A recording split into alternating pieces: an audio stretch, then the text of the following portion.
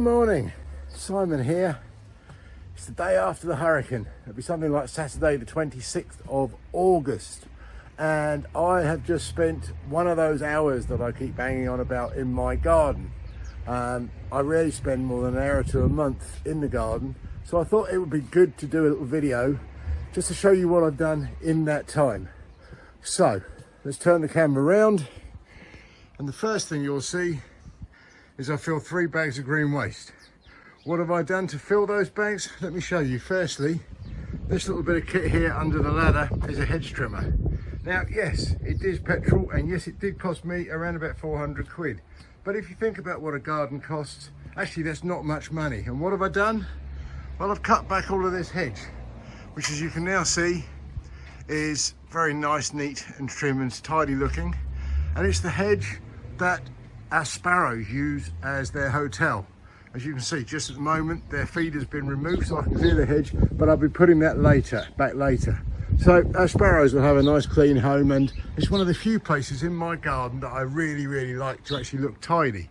But if you come down this way, it's into our garden proper, and the first thing, well, you won't notice because you didn't see it, but the salvia here on the, just in front of my finger, I've cut that back. It's a bit early in the year for it, but it's right over the path, so I've trimmed that back.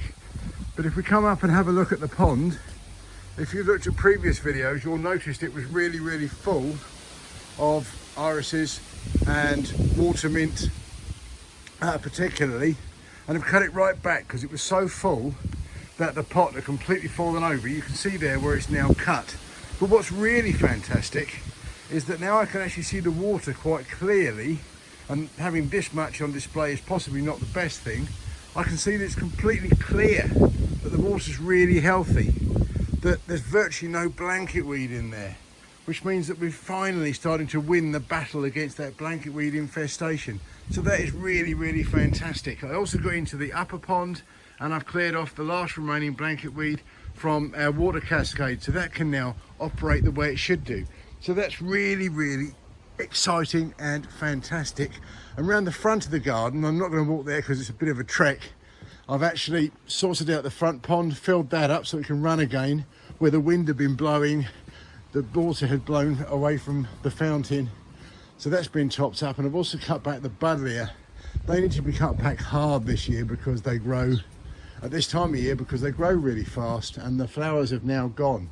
So they only flower on new wood. They need to be cut back hard in the autumn. So I've also done that. And it also means the postman can actually get to the letterbox without needing to have a towel when he arrives. So that's it. It's been about an hour. Filled up 3 bags of green waste. They'll go out on Thursday. So it's also the right weekend for it. But it just goes to prove how much you can do in an hour in a garden if you go about having the right kind of planting, the right kind of design. And it's for the people that, as we know, love a garden but absolutely hate gardening. Been a bit of a long video, but thank you very much for listening and see you next time. Goodbye. Never let you go.